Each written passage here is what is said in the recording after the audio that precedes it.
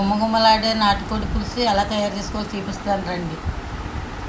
చేరుకుని బాగుంటుంది.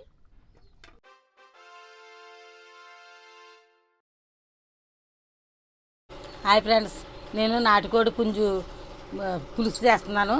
రాగి సంగటి చూడండి. అది అట్లకి ఏమేమి నాటుకోడి పులుసు కావాల్సినవి: చికెను, ఉల్లిపాయలు, పచ్చిమిర్చి, కొత్తిమీర, కొబ్బరి, దాల్చిన చెక్క, స్టార్ పువ్వు, మొగ్గ, లామ్ మొగ్గలు, మిరియాలు, సాజీరా, ఎల్లుల్లిపాయ, అల్లం, గసగసాలు. పొయ్యి మీద చేద్దాం అనుకుంటున్నాను. పొయ్యి మీద చేస్తే బాగుంటుంది కదా అని చూడండి ఎలా చేస్తున్నాను. జీలకర్ర పొడి చేసేసింది వేపేసి, అందుకని అది వేయట్లేదు. వేస్తున్నాను మిగిలిన మసాలా సరుకులన్నీ. చూడండి, ఒకదాని తర్వాత ఒకటి వేసేసుకుని వేసుకోవాలి. వేసుకొని మిక్సీ పట్టించుకోవాలి.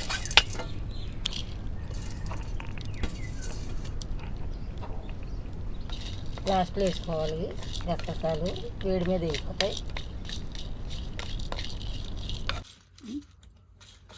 నెయ్యి వేడి మీద వేగిపోతుంది. గసగసాలు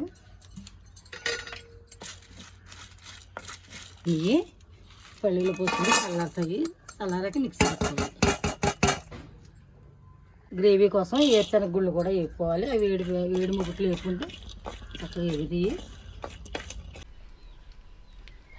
వేరుశనగ నూనె పోస్తున్నాను. వేరుశనగ నూనె బాగుంటుంది. నూనె వేడెక్కింది.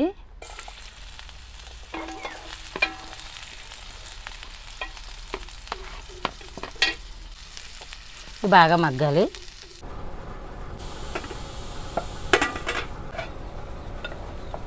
వేగిపోతుంది కదా, చికెన్ వేసేస్తాను.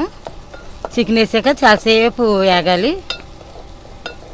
నాటుకోడి మాంసం కదా, టైం పడుతుంది.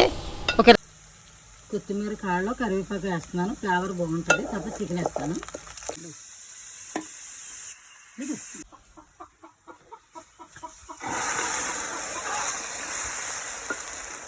ఈ వాటర్తో బాగా ఉడుకుతుంది.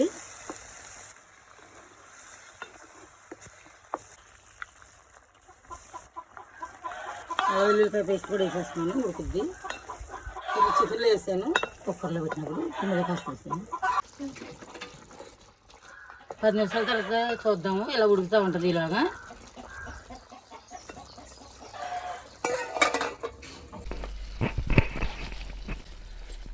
చూడండి, బాగా దగ్గరికి వచ్చేసింది కదా.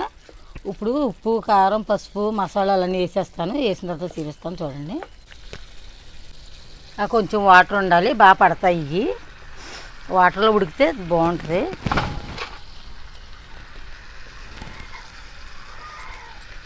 కారం కాస్త ఎక్కువే ఉండాలి. అంటే మసాలా ఎక్కువ ఉంది కాబట్టి కాస్త తక్కువ వేస్తున్నాను. తర్వాత చూసేస్తాను.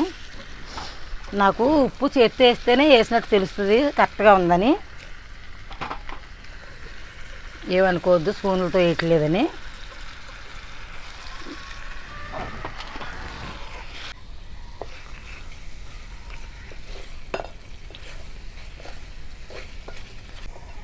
ఇందాడ వేయించుకున్న మసాలా పౌడర్ తెచ్చేసాను మిక్సీలోని. చూడండి, అంటే దీని ముక్క బాగా పడుతుంది.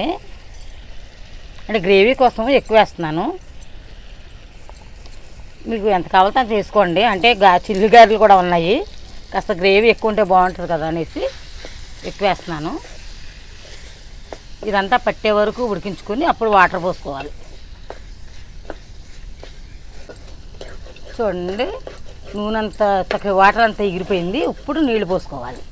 ఎందుకంటే ఈ ముక్క అంతా చక్కగా మసాలాలు, కారాలు అన్నీ పట్టి చాలా బాగుంటుంది. ఎక్కువ వాటరే పోయాలి. నాటుకోడి కదా.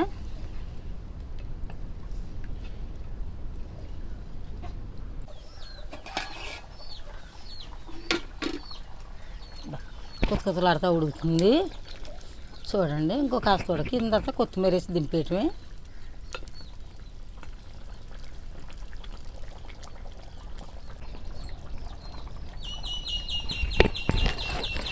బాగా ఉడికింది. ఫైనల్గా కొత్తిమీర వేసేసుకుని ఎగిరిపోతుంది. చిన్న మచ్చాక ఉంచుకుంటే చక్కగా ఎగిరి నూనె అది తేరుకుని బాగుంటుంది. నాటుకోడి పులుసు చేసుకున్నాం కదా, కాంబినేషన్ రాగి సంగటి చేస్తున్నాను. అంటే బియ్యం ఉడకబెట్టేసాను, అన్నం అయింది. ఎంతవరకు అయింది చూసి బాగా మెత్తగా అయింది. కొంచెం ఉప్పు వేస్తాను, అంతేనే నాకు కొంచెం తెలుస్తుందని ఎంతో అవసరం కొంచెం వేసాను. 6 గ్లాసులు వాటర్ పెట్టాను. ఇది ఇలా అయింది. ఈ తడి మీద రాగి పిండి పోసేస్తున్నాను. పోసిన తర్వాత అస్సలు కలపకూడదు, చెమ్మకి అంతా ఉక్కి అప్పుడు తిప్పుకోవాలి. ఊరికే పైన అలా ఉందనేసి మూత పెట్టి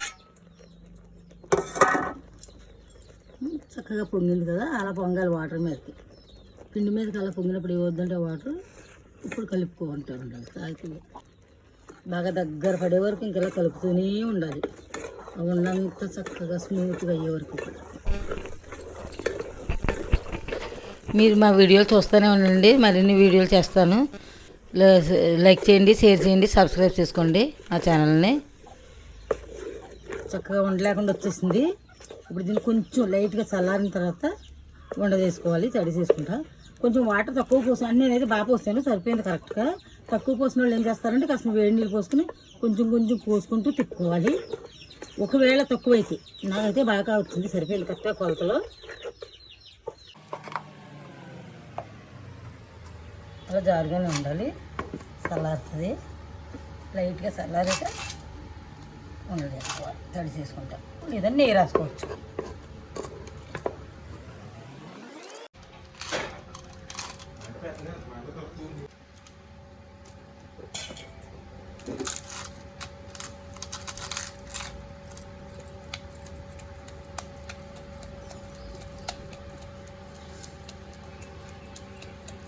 ముద్ద బాగా అవుతుంది చక్కగా.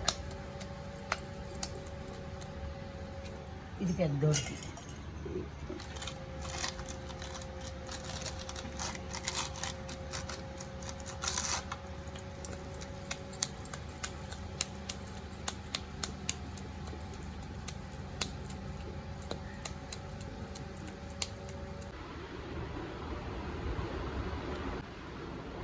రాగి సంగటి నాటుకోడి పులుసు గుమ్మగుమ్మలాడిపోతుంది.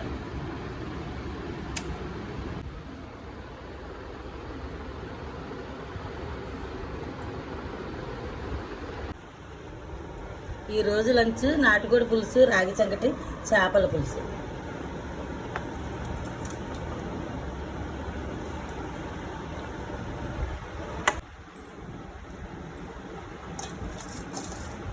చేపల పులుసు.